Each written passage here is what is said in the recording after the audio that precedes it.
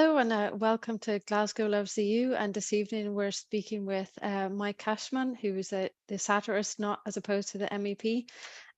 Mike Cashman is a satirist and an author. He's the author of various musical works such as Brexit's a Musical Trick, and I don't beg pardon, I'm talking Bollocks in the Rose Garden, the COVID-19 musical. He's recently, with a co-author, Augusta Lees, published It's My Party and I'll Lie If I Want to. And he has his own YouTube channel called Britannia Waves the Rules with 6,000 subscribers. So welcome, Mike. Thanks for coming. Thank you, Jen. Yeah, no relation to Michael Cashman CBE, though we have questioned it because our roots go back to Cork, Catholic roots in Cork 4 generations ago in both our cases. I have a lot of Irish ancestry and quite a bit of Scottish. But I have said to Michael, you know, you can easily find out if we're related, just do a DNA test. And he said, Mike, I'm afraid of what else would come up if I do that. Oh. Brilliant. Oh, you never know. Okay, great. And so we've got Dee here helping with social media. So if you have any questions, you're going to pop them onto Facebook. And we've got Bernd helping with IT. So just to start off with, can you tell us how you began campaigning for the EU, and was there something in particular that triggered you in terms of wanting to start actively campaigning against Brexit?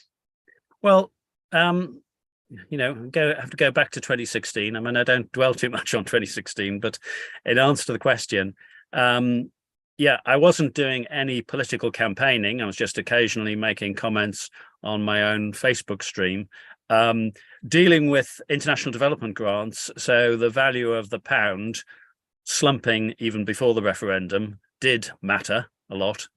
But I put various posts on about the problems of Ireland and how this was going to be far more difficult and far more complex than anybody imagined.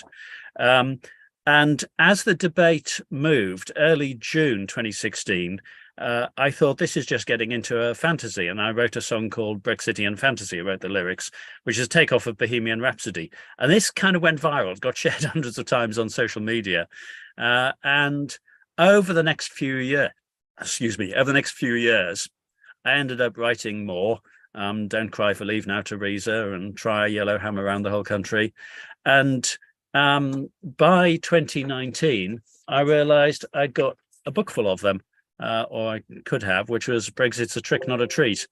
And after that, there was the Brexit musical, Brexit's a Musical Trick. There was I Don't Beg Pardon, Talking Bollocks from the Rose Garden. And 2 of them got recorded as CDs. Wow, that's fantastic. And so why do satire and humor work particularly well as campaign tools, do you think? Well, it's difficult to respond to laughter. You know, the kind of trolls, as it were, don't tend to have an answer to laughter. You know, if you're, let's be realistic, satire, it isn't necessarily persuading loads of people. It may do, but it maintains morale on one's own side, or it may have that effect and can inform people. And both of these are good things to do. But, you know, if you argue against somebody's position, you make your arguments, they will argue back, it'll go back and forth. But if you can make their position look ridiculous, because it is, and if people laugh about it, you know, it's very difficult for the person you're interacting with to say, oh, my position is not ridiculous and you shouldn't have laughed. I mean, you know, the laughter has happened. There's truth in the laughter. Well, I always aim for there to be truth in my satire anyway. So, I think it can be more powerful and potentially disarming. Sometimes, you know, people on both sides can say, yes, that is a bit ridiculous. Mm-hmm. Yeah, I mean, we've seen some fairly dramatic incidents over the last few years and some fairly ridiculous incidents as well. Has it been difficult to satire some of the incidents, you know, because they're already so surreal? There are some pretty strange things have happened. I mean, when we got into the, you know, the driving to Durham and driving to Barnard Castle to test your eyesight, various people had a go at those. And of course, we didn't know at the time that Johnson had to stand by Cummings because Cummings had all the dirt on the parties as well. But without knowing that, I was writing "Stand by Your Dom," and for those who know Rose Garden, I beg your pardon, I never promised you a Rose Garden, so I don't beg pardon. I'm talking bollocks from the Rose Garden. I mean, satire is about the ridiculous, and sometimes what happens is, well, sometimes the truth is very close to ridiculous. So, for example, I have a couple of satirical characters. Well, I've got a few, but there's Mr. Courteously Smug, there's Lord Tory. Now, I don't know if you remember the European Super League and the British clubs. Several British clubs were part of that scheme and then pulled out of it. Now, Lord Tory made a video on Britannia Waves the Rules YouTube channel saying that Brexit has enabled our clubs to pull out of the European Super League, which is a complete twaddle, of course. It's got nothing to do with it. But that was on a Thursday. And 6 days later, at Prime Minister's Question Time, Boris Johnson came out with exactly the same line. I never knew that he was a subscriber to the channel. So the satire can come close to truth. Mr. Courteously Smug, for example, recently has run a video where he's talking to the Tory faithful and said, let's not talk about Brexit benefits anymore because they're not happening, which is embarrassing. But let's have the focus on Brexit opportunities because they're in the future, so you can't be proved wrong with them yet. And gets question and answer about that. But some of the comments on that were, Mike, I think you're actually pretty close to the bone, with pretty close to reality of the Tory strategy there. So yes, the satire can spill out into reality. Lord Tory's one of his first ones was discover what Brexit was for. It was a great step forward because Lord David Frost has asked for candidates to be the director of Brexit opportunities, and that way, you see, we'll find out what Brexit was for, which would make it more easy for us to achieve it. Which again it's difficult to believe that it's normal to sort of work out the reasons for doing something beforehand rather than after you've cocked it up. So it's difficult to believe that they would actually try and find somebody who would work out what Brexit was for. And of course they didn't find it. Andrew Adonis and Peter Cook applied, but they didn't appoint either of them. So yes, it can be difficult. Mm-hmm. Yeah, I've definitely seen some kind of absurd moments in the past few years. And on Radio 4, they discussed the importance of the balance of having right-wing comedians as well as left-wing comedians. So what's your view on that? Well, the interesting thing about right-wing and left-wing, whether it's comedy or not, is people who are of a generally left-wing persuasion are generally perfectly happy to talk about being left-wing, kind of espouse socialist principles. People who are strongly right-wing very often don't want to be seen as right-wing. They want to be seen as kind of in the center, despite the fact that there's nobody to the right of them. So that, I think, is one reason why it's difficult to be a right-wing comedian. Spitting Image, for example, will have a go at making fun of everybody. And in Brexit's a musical trick, we did include, so we had a number of characters: Boris Valboris, Gauvert, Tereline, if you know Les Miserables, the rascally innkeeper Foragier. But we had a go at the street urchin Corbosh as well. We haven't had a left-wing government in the UK for at least 13 years. People can argue about what the situation was before that. But if you look at the USA, which has had kind of different governments over that time, the satire on Trump is extensive, understandably, because, the man is so ridiculous. And the satire about Obama and Biden is quite limited. The thing is, if you've got a government which is basically acting competently and legally and appropriate due diligence and following process and, as I say, doing things competently, there's not a lot of satire to be made of that. If you've got one that is arrogantly corrupt and breaking all the rules and lying about it, then there's a lot of fun to be had. So, right-wing comedians, where are you? But I can see that you're rather limited on for your material. whereas those who want to attack certainly or satirize the current government have got plenty of material. Yeah, I noticed that there are a lot of satirical accounts on Twitter, and sometimes it's difficult to tell the difference between the real accounts and the satirical ones. Yes, there is that danger of being taken in by a parody account. Mhm, mhm. And so have there been any incidents or scandals that you particularly enjoyed satirizing, or any moments that stand out? Well, I mean, artistically, as it were, the kind of greatest satisfaction probably came from the whole saga of Brexit's musical trick, because that takes every major tune from Les Miserables and takes the so on the CD, actually, we say, and I think in the book we say at the front, this is the imaginary story about a fictional country seeking a Brexit from the European Union. So, it could be anywhere. But we do have Boris Valboris, who, just like Jean Valjean in Les Miserables, do you guys know Les Miserables?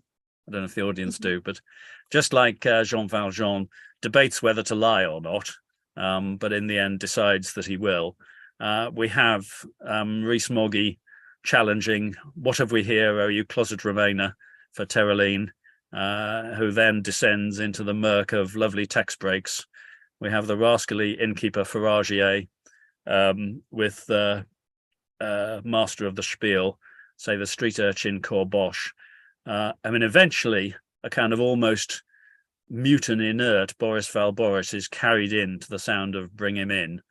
But as Parliament is prorogued, the MP Grievous laments empty chairs at empty tables.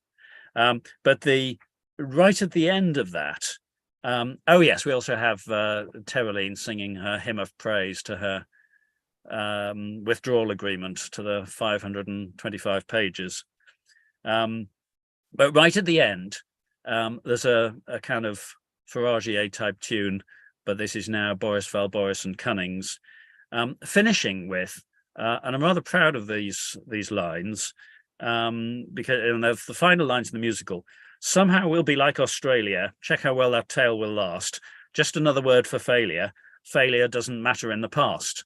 So as Boris Valboris and Cunnings are dancing around the stage, and that whole motto of "failure doesn't matter in the past," I think, became almost the theme tune of the Tories. Raab saying, "Oh, well, the police don't investigate crimes retrospectively. How else would you investigate them?"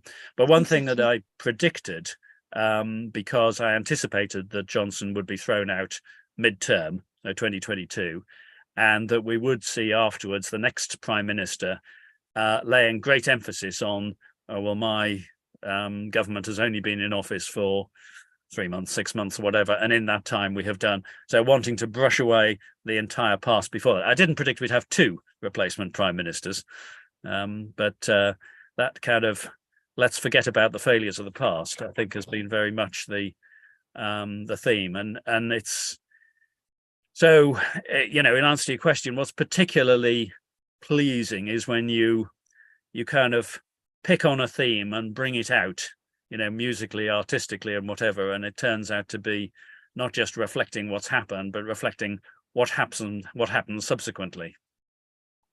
Mhm. Okay, yeah, and I think we have some questions on social media coming in. There's one about the grassroots movement. Mm-hmm. Yeah. Okay. So basically, and kind of wondering whether you've actually think you might have contributed to this. Obviously, we're one of the grassroots groups that set up after the Brexit thing all happened, and we're part of a whole network across not only Scotland but across the whole country. And do you have any kind of thoughts about why that's happened now? And do you think that people like yourselves are helping to kind of amplify that and get people involved in those groups at all?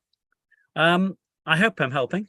One thing, actually, I meant to say at the beginning is that I'm my thoughts or my opinions are are just my own, unless I've stolen them from somebody else. So I'm only only speaking for myself, and that can provide a certain degree of freedom. But I've joined in with local events and, excuse me, as you know, with the National Rejoin March and with a lot of the Facebook groups. So I put a lot of content in there. I reckon that you can you can contribute 800 words and 20 people might look at it, or perhaps a 20-word slogan and 800 people might look at it, and both are effective. I did have a blog, which, to be honest, I've over more recent years, I've been doing more on the more on YouTube, but I suppose in answer to the question, I've been aiming to produce material which can be used, can be shared, both the kind of satirical songs, but also I never planned to start with to do videos where I just spoke to the camera, but I did one early on and 8,000 people watched it. So I thought, oh, okay. And sometimes they've caught people's eye, and thousands of people watch them, and sometimes they don't, which is fine. Yeah. Well, just a wee follow up to that, because obviously what catches people's eye and what gets shared a lot is TikTok. Have you ever thought of doing any snippets on TikTok? I have not done anything on TikTok. I have to confess. Have you got young people in your life who might encourage you to do that? Yeah, maybe I need some tuition. I've in terms of what I've put things on, it's been Facebook, YouTube, Twitter. I did initially have a kind of question as to whether, so should I be doing more on Instagram? I think there's a limit to how many channels, as it were, you're on, but yeah, maybe I should be looking more at TikTok. I don't know. I have a friend that shares silly videos every morning. She's 84, yeah. and one of our favourites that she likes is the boy that sits next to his gran and makes his gran laugh about things, and it's just really silly. That combo of the kind of intergenerational relationships in terms of families and all the rest of it, but it's kind of like crosses the age boundaries as well, because all the kids are into the TikTok stuff.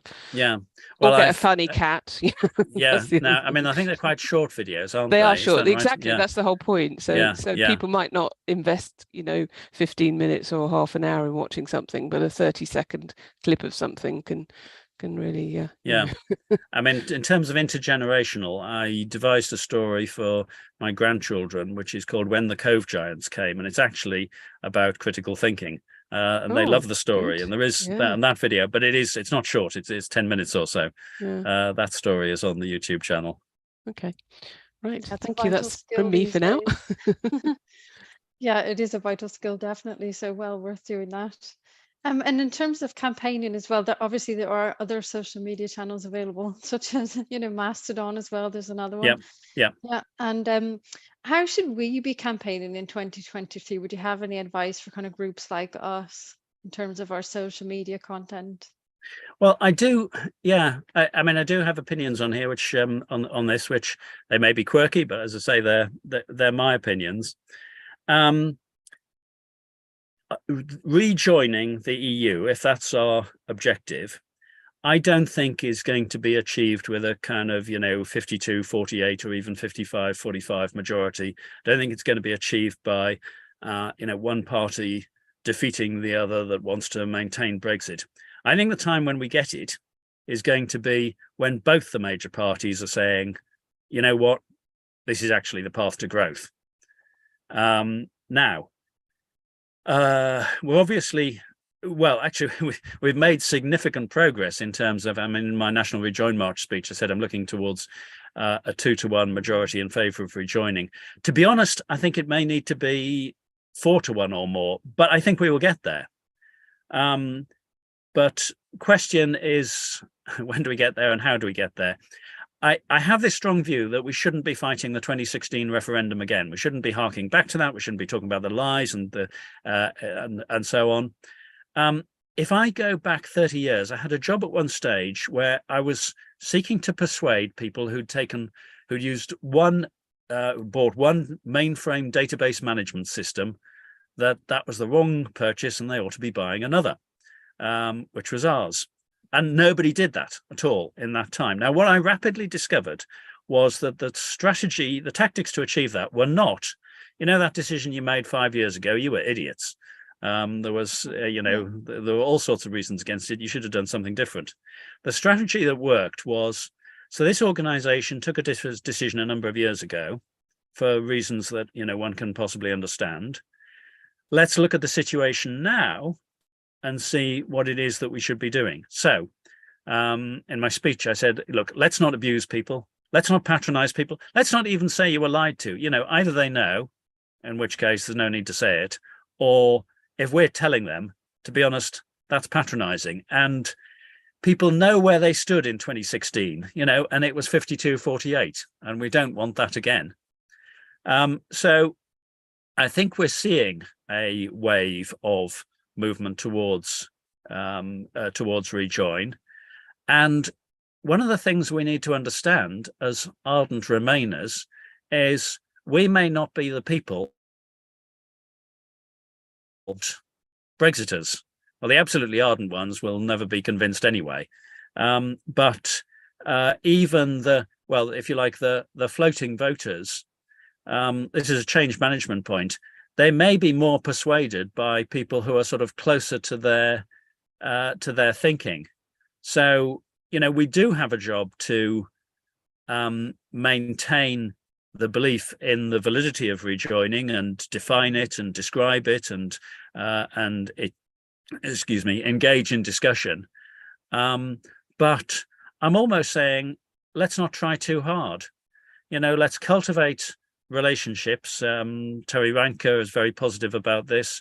Be happy to talk about the subject. Peter Cook has written a book all about kind of one-to-one conversations, if I was to push somebody else's book. Let's, as I say, let's not try too hard. As I say, I think we have to think of where the Tories are going to go with this, because people have said, oh, we're never going to rejoin. Like a few months ago, people were saying to me, we'll never rejoin. The EU will never, they'll never trust Boris Johnson again. Boris Johnson is relevant. He was going to go midterm. The Phil Moorhouse has said some interesting things about what's going to happen to the Tories. And he made me think about this. So assuming that there is a big Tory defeat at the next election, a load of Tory MPs will lose their seats. The Tories will be in a minority. They will therefore oust Rishi Sunak, because that's what happens at that point. They'll need to pick a new leader. And so they'll need to decide a new direction. Now, this could go wrong. They could sort of bunker down into a very hard right, but they may take a different view. And that is their first opportunity to rethink. Sorry, not their absolute first, because there's a bit of rethinking going on at the moment, but the first opportunity for a major rethink. It won't necessarily be the only one. And while for that reason, I am strongly hoping for a major Tory defeat at the next election, along with that, we do need to embrace everybody within the rejoin movement, including pro-European Tories, which is why, I don't think the shout of the rejoin movement should be get the Tories out.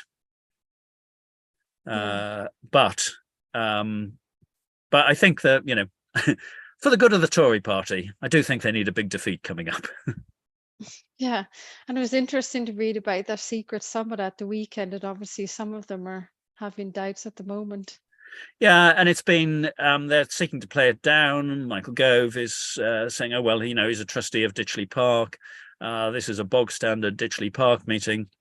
They happen all the time. They're always cross-party. For me, there's been horror, from the Daily Mail and the Daily Express. Our people are selling out. There's been criticism from the rejoin movement. Is David Lammy and others selling out to the Tories? to be honest, I'm more relaxed about all of this.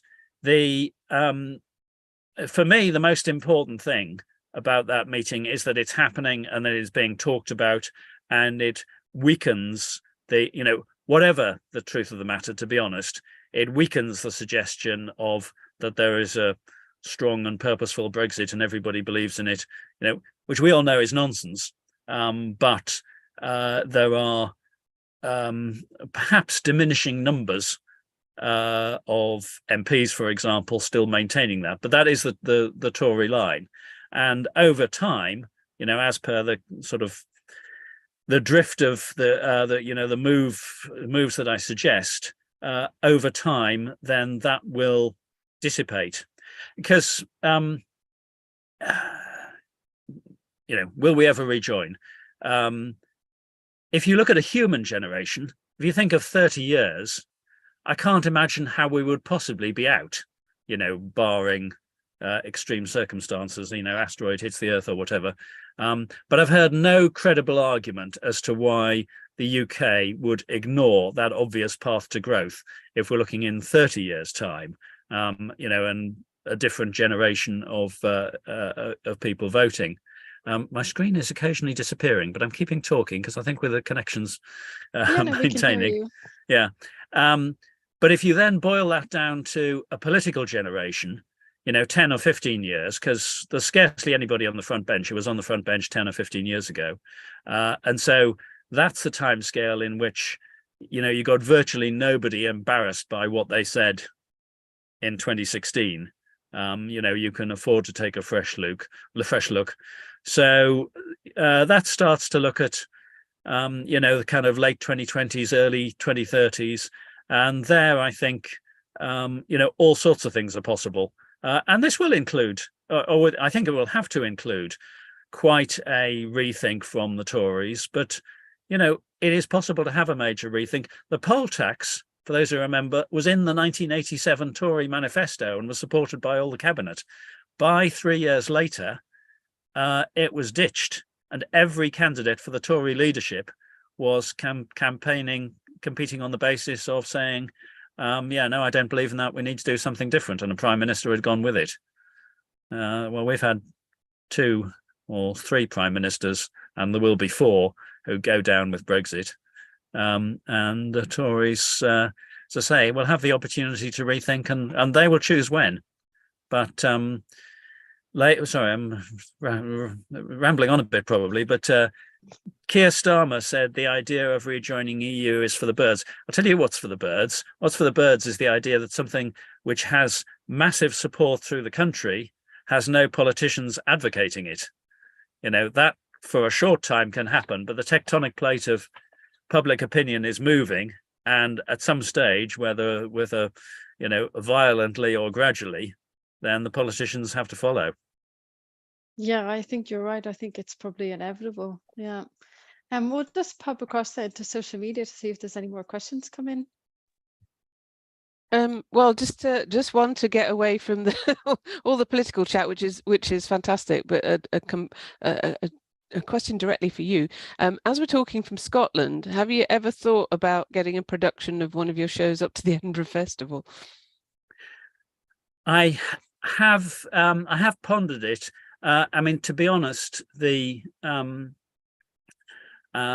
timing of what I wrote was awful from the point of view of lockdown, and these things are, satirical comedy needs to be very topical. What Augusta, so the earlier stuff isn't now an Edinburgh comedy show. Mm-hmm. I have commended my co-author Augusta Lees, who do watch her as well, and she was aiming to be watching this live stream too, but she's very witty, very topical, and very quick. She's actually been ill at the moment, but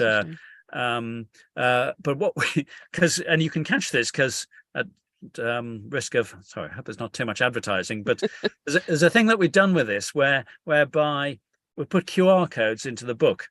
So you can scan any QR code and it takes you straight to the relevant video. Half of them are Augusta. She's very skilled on the piano and singing.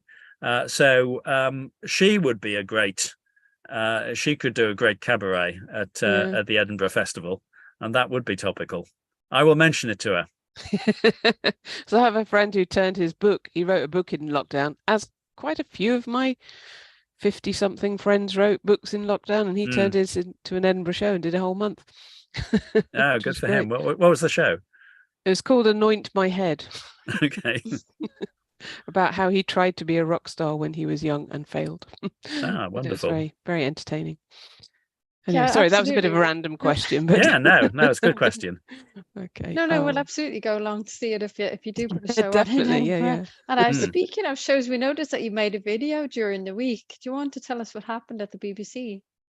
Yes, okay. And I have a little special effect here because I haven't I haven't put an electronic background on here because I find, you wave something about, then it sort of disappears into the background. But I've got my actual backboard with some stuff on, and that's going to change in a moment because I went to, by the miracle of sellotape and string, if this works, right, I went to the BBC with a placard, which I hope you will now see. There we are. Join us on the road to rejoin. And you probably can't see the top bit there. Where do I put my hand? But it says, guess how many constituencies now have a majority that think Brexit was a mistake out of the constituencies in Great Britain, out of 632. They didn't include Northern Ireland in the survey. Do you guys want to guess how many it was? You may know. Out of 632, how many have a majority that think Brexit is a mistake? This is relevant to your question. The answer is 629.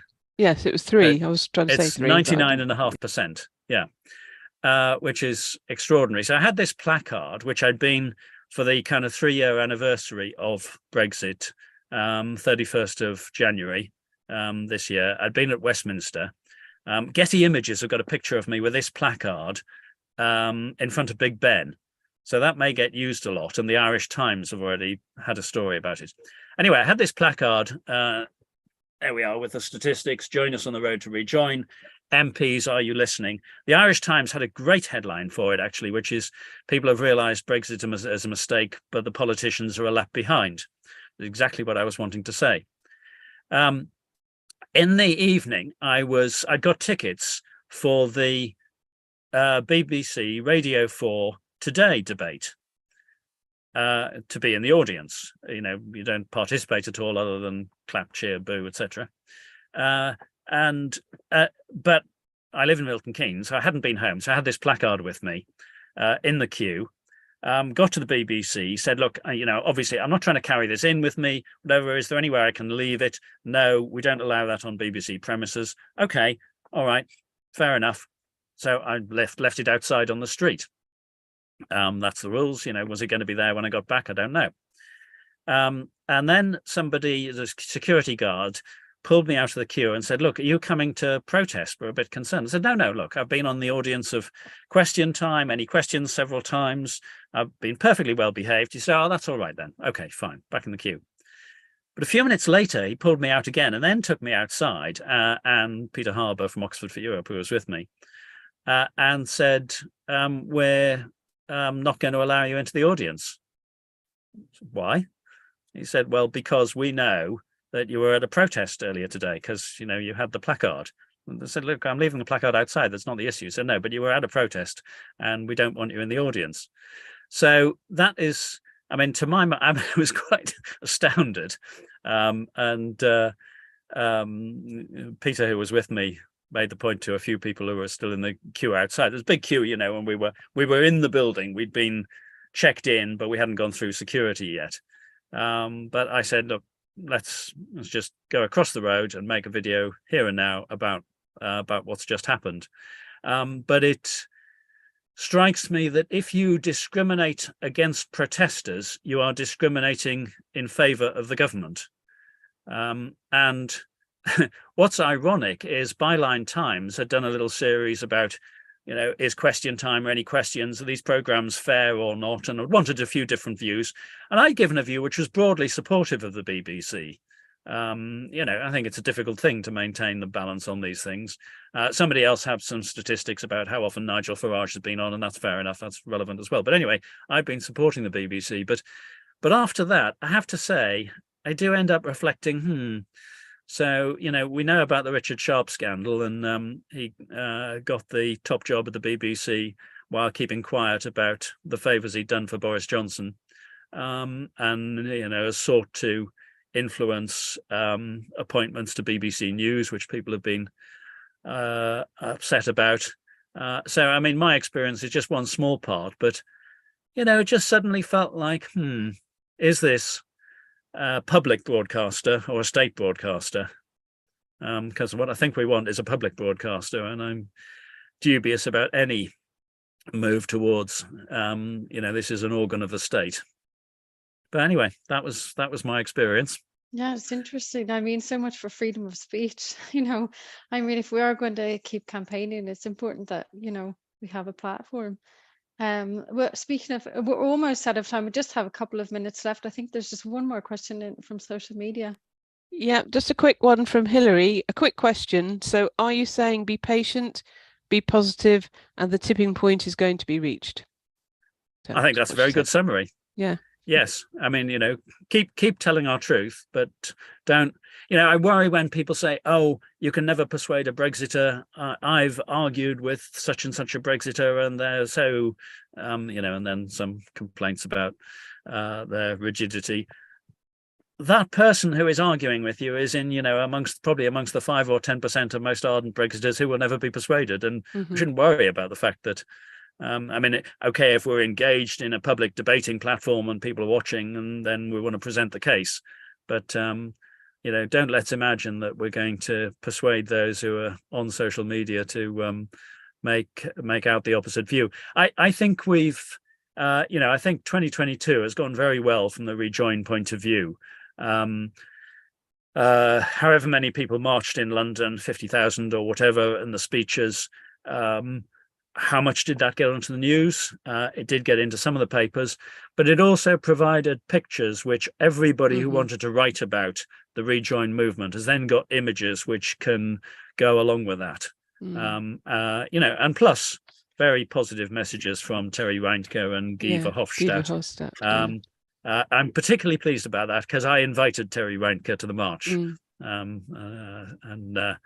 ran an interview with her at the end of June. So she didn't at that point know about it. Yes. I think she had an email about it, but anyway, it registered when I had the conversation. Yes, that was a good day. Yes. Well, I think that's a good note to end on. I think, be positive and keep going. I think, that's a good attitude for the year coming. So thanks very much for coming to speak to us this evening. And if you put on your show at Edinburgh, we'll absolutely go to see it. Can I mention one more thing? Sure, of course. Which is a bit of an advert, but for a good cause. So I said with the CDs, you can get the books forever, but with the CDs, which good stuff. There's 25 tracks, and these are really good singers. There's English National Opera, so on with Leon Berger of English National Opera, Zena Wigram, John Asher, who was on Tiswas with Chris Tarrant, and later with Top of the Pops, and then various artists on. I don't beg pardon, I'm talking bollocks from the Rose Garden. Look, these were 10 quid. I'm getting to the last of, so I'm not going to do another reprint, but I have a few left. I'm offering them for sale for 5 quid, so that's half price this month. And if you buy one of those and pay £5 for it, then View Delta, which is my publishing, we're making a contribution to the Syria-Turkey earthquake appeal anyway. But you pay £5 for one of these, we will add £10 to the donation. So your money will go twice as far, and you'll get yourself some great music, because I want to, shift the last lot, basically. Oh, that's very kind of you. I think I can't say fairer than that. No, that's wonderful. So look on Amazon for View Delta. Just search for View Delta, VIEWDELTA. and hopefully, as I say, you'll get some great music, and Great. listen to it with friends. Okay, well, hopefully you'll sell them all. Good, best of luck with that. And thanks very much again for talking to us. Well, thank you, Jen and Dee Okay. and Ben, everybody, Bye. and everybody.